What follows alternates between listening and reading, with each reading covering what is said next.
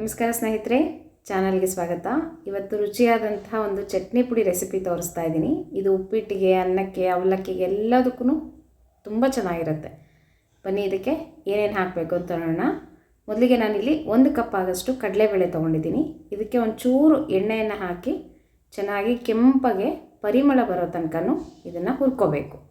ತುಂಬ ಚಟ್ನಿ ಪುಡಿ ರೆಸಿಪಿಗಳನ್ನು ತೋರಿಸಿದ್ದೀನಿ, ನಿಮಗೆ ಪುಡಿಗಳನ್ನು ತೋರಿಸಿದ್ದೀನಿ. ಆಗಾಗ ನಾವು ಈ ಥರ ಚಟ್ನಿ ಪುಡಿಗಳನ್ನು ಮಾಡಿ ಇಟ್ಕೊಂಡ್ರೆ ಅನ್ನಕ್ಕೂ ಆಗುತ್ತೆ ಮತ್ತು ಉಪ್ಪಿಟ್ಟಿಗೆ, ಅವಲಕ್ಕಿಗೆಲ್ಲನೂ ತುಂಬ ಚೆನ್ನಾಗಿರುತ್ತೆ. ಈಗ ನೋಡಿರಿ, ಸ್ವಲ್ಪ ಕೆಂಪಾಗಿದೆ.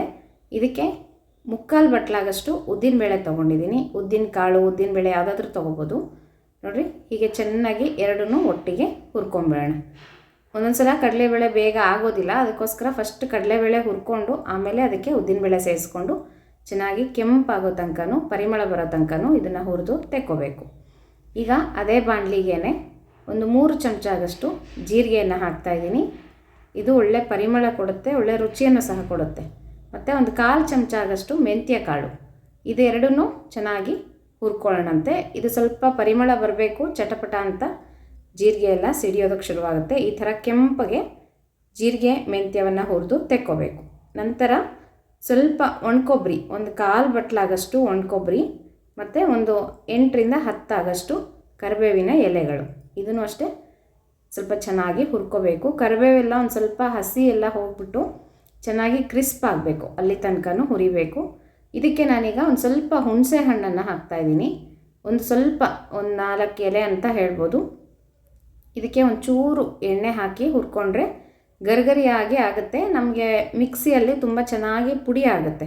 ಮೆತ್ತಗಿತ್ತು ಅಂದರೆ ಹುಣಸೆಹಣ್ಣು ಕಲಿಯೋದಿಲ್ಲ, ಅದು ಹಾಗೆ ಮುದ್ದೆ ಹಾಗೆ ಉಳ್ಕೊಂಬಿಡುತ್ತೆ, ಪುಡಿ ಆಗೋದಿಲ್ಲ. ಅದಕ್ಕೋಸ್ಕರ ಒಂಚೂರು ಹೀಗೆ ಬೆಚ್ಚಗೆ ಹುರ್ಕೊಂಡ್ರೆ ತುಂಬ ಚೆನ್ನಾಗಿ ಕ್ರಿಸ್ಪ್ ಆಗಿಬಿಡುತ್ತೆ, ಅದು ಆಗ ಪುಡಿ ಆಗುತ್ತೆ. ಹೀಗೆ ಹುಣಸೆಹಣ್ಣು, ಒಣಕೊಬ್ಬರಿ ಮತ್ತು ಕರಿಬೇವಿನ ಸೊಪ್ಪು ಎಲ್ಲನೂ ಹುರಿದು ಇದನ್ನು ತೆಕ್ಕೊಂಬಿಡೋಣಂತೆ. ಈ ಥರ ಪುಡಿಗಳು ಅವಾಗವಾಗ ನಾವು ಮಾಡ್ಕೊತಾ ಇದ್ದರೆ ತುಂಬ ರುಚಿ ಇರುತ್ತೆ. ಈಗ ಫಂಕ್ಷನ್ಗಳಲ್ಲಿ ಏನಾದರೂ ಮನೆಗಳ ಕಾರ್ಯಕ್ರಮಗಳಿದೆ ಅಂದರೆ ಈ ಥರ ಚಟ್ನಿ ಪುಡಿಗಳನ್ನಂತೂ ಮಾಡೇ ಮಾಡ್ತೀವಿ. ಮತ್ತು ದಿನನಿತ್ಯವಾಗಿ ಮನೆಗಳಲ್ಲಿ ಬೇಕಾಗುತ್ತೆ. ಅನ್ನಕ್ಕೂ ಸಹ ತುಪ್ಪ ಹಾಕ್ಕೊಂಡು ಕಲಿಸ್ಕೊಂಡು ತಿಂದರೆ ತುಂಬ ರುಚಿ ಇರುತ್ತೆ. ಈಗ ಇದನ್ನೆಲ್ಲ ತೆಕ್ಕೊಂಡ್ಬಿಟ್ಟು ಒಂದು ಸ್ವಲ್ಪ ಒಣಮೆಣ್ಸಿನ್ಕಾಯಿನ ಹುರ್ಕೊಂಬೇಡ. ಒಂದು 4-5 ಗುಂಟೂರು ಮೆಣಸಿನ್ಕಾಯಿ ತೊಗೊಂಡಿದ್ದೀನಿ. ಒಂದು 7-8 ಆಗಷ್ಟು ಬ್ಯಾಡಗಿ ಮೆಣಸಿನ್ಕಾಯಿ, ನೀವು ಖಾರಕ್ಕೆ ನೋಡ್ಕೊಂಡು ಹಾಕ್ಕೊಡ್ರಿ. ಇದಕ್ಕೆ ಒಂಚೂರು ಎಣ್ಣೆ ಹಾಕ್ಕೊಂಡು ಚೆನ್ನಾಗಿ ಕ್ರಿಸ್ಪ್ ಆಗೋ ತನಕನೂ ಒಣಮೆಣ್ಸಿನ್ಕಾಯಿನ ಹುರ್ಕೋಬೇಕು. ಬರೀ ಬ್ಯಾಡಗಿ ಮೆಣಸಿನ್ಕಾಯಿ ತೊಗೋಬೋದು, ಅದು ಅಷ್ಟೊಂದು ಖಾರ ಇರೋದಿಲ್ಲ, ಕಲರ್ ಚೆನ್ನಾಗಿ ಬರುತ್ತೆ. ಈಗ ಎಲ್ಲ ಹುರಿದಾಯಿತು, ಇದು ತಣ್ಣಗೂ ಆಗಿದೆ.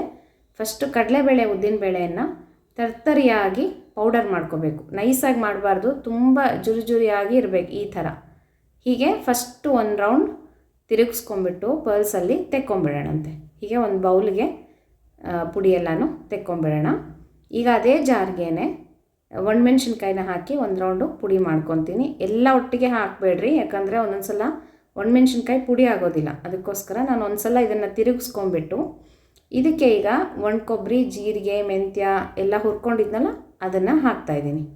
ಈಗ ಇದನ್ನು ಪುಡಿ ಮಾಡ್ಕೊಳ್ಳೋಣ. ಇದಕ್ಕೊಂದು ಸ್ವಲ್ಪ ಉಪ್ಪು ಮತ್ತು ಒಂಚೂರು ಬೆಲ್ಲ ಹಾಕಬೇಕು. ಇಲ್ಲೊಂದು ಸ್ವಲ್ಪ ಸ್ಕಿಪ್ ಆಗಿದೆ. ಬೆಲ್ಲ ಹಾಕಿದ್ರೆ ತುಂಬ ಚೆನ್ನಾಗಿರುತ್ತೆ, ಸಿಹಿಯಾಗಿ, ಹುಳಿಯಾಗಿ. ಈಗ ಇದೆಲ್ಲ ನೈಸ್ ಆಗಿದೆಯಲ್ಲ, ಇದಕ್ಕೆ ನಾವು ಮುಂಚೆ ಏನು ಪುಡಿ ಮಾಡ್ಕೊಂಡಿದ್ವಲ್ಲ ಕಡಲೆಬೇಳೆ, ಉದ್ದಿನಬೇಳೆದು, ಅದನ್ನು ಹಾಕಿ ಫಸ್ಟ್ ಚೆನ್ನಾಗಿ ಕಲಿಸ್ಕೊಂಬಿಡಬೇಕು. ಈ ರೀತಿಯಾಗಿ ಏನಾದರೂ ಹಳಕುಗಳಿತ್ತು, ಹಾಗೆ ಇತ್ತು ಅಂದರೆ ನಾವು ಮತ್ತೆ ಇನ್ನೊಂದು ಸಲ ಅದನ್ನು ಪುಡಿ ಮಾಡ್ಕೋಬೇಕು, ಸರಿ ಹೋಗುತ್ತೆ. ಈಗ ಫಸ್ಟು ಒಂದು ಸಲ ಮಸಾಲೆ ಮತ್ತು ಕಡಲೆಬೇಳೆ, ಉದ್ದಿನಬೇಳೆ ಪುಡಿ ಎರಡನ್ನೂ ಕಲಿಸ್ಕೊಂಡ್ಬಿಟ್ಟು ಈಗ ಒಂದೇ ರೌಂಡ್ ಸಾಕು. ತುಂಬ ಜಾಸ್ತಿ ಚಟ್ನಿ ಪುಡಿ ಮಾತ್ರ ತುಂಬ ನುಣ್ಣಗೆ ಮಾಡ್ಕೋಬಾರ್ದು, ಅದು ತರ್ತರಿಯಾಗಿಯೇ ಇರಬೇಕು. ಅದಕ್ಕೋಸ್ಕರ ಸುಮ್ಮನೆ ಒಂದು ಸಲ ತಿರುಗಿಸ್ಕೊಂಡ್ರೆ ಸಾಕಾಗುತ್ತೆ. ಅದಕ್ಕೆ ನಾವು ಫಸ್ಟಿಗೆ ನಾವು ಕಡಲೆಬೇಳೆ, ಉದ್ದಿನಬೇಳೆ ಮಾಡ್ಕೊಳ್ಳೋವಾಗ ಸುಮ್ಮನೆ ಒಂದು ಸಲ ತಿರುಗಿಸ್ಕೊಂಡು ಮಿಕ್ಸಿಯಲ್ಲಿ ತೆಕ್ಕೊಂಬಿಡಬೇಕು. ಈಗ ನೋಡಿರಿ ಎಷ್ಟು ನೀಟಾಗಿ ಹೊಂದ್ಕೊಂಡಿದೆ. ಈಗ ಇದಕ್ಕೆ ಒಂದು ಸ್ವಲ್ಪ ಎಣ್ಣೆ, ಇಂಗು ಎರಡನ್ನೂ ಕಾಸಿಬಿಟ್ಟು ಈ ರೀತಿ ಹಾಕೋದು. ಎಣ್ಣೆ ಚೆನ್ನಾಗಿ ಕಾದಿರಬೇಕು, ಅದಕ್ಕೊಂದು ಸ್ವಲ್ಪ ಇಂಗು ಹಾಕಿಬಿಟ್ರೆ ಒಳ್ಳೆ ಪರಿಮಳ ಬರುತ್ತೆ. ಅದನ್ನು ಈ ಪುಡಿಗೆ ಹಾಕಿ ಚೆನ್ನಾಗಿ ಕಲಿಸ್ಕೊಂಬಿಟ್ರೆ ಸ್ವಲ್ಪ ಮುದ್ದೆಯಾಗೇ ಇರುತ್ತೆ ಚಟ್ನಿ ಪುಡಿ. ನೀವು ಎಲ್ಲಾದರೂ ಉಪ್ಪಿಟ್ಟುಗಳಿಗೆ ಹಾಕಿರ್ತಾರೆ ನೋಡ್ಬೋದು, ತಿನ್ನಲಿಕ್ಕೆ ಅಂತ ಬಾಡಿಸ್ಕೊಳ್ಳೋದಕ್ಕೆ ತುಂಬ ರುಚಿ ಇರುತ್ತೆ.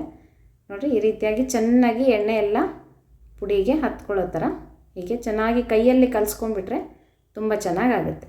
ಈ ರೀತಿ ತರ್ತರಿಯಾಗಿಯೇ ಈ ಪುಡಿಯನ್ನು ಮಾಡ್ಕೋಬೇಕು, ತುಂಬ ಚೆನ್ನಾಗಿರುತ್ತೆ. ಹೀಗೆ ಚಟ್ನಿ ಪುಡಿ ನೀವು ಸಹ ಮಾಡಿ ಇಟ್ಕೊಳ್ರಿ. ಹೇಗೆ ಬಂತು ಅಂತ ತಿಳಿಸೋದು ಮರಿಬೇಡ್ರಿ ಸ್ನೇಹಿತರೆ. ಮತ್ತೆ ಸಿಗ್ತೀನಿ ಸ್ನೇಹಿತರೆ, ನಮಸ್ಕಾರ.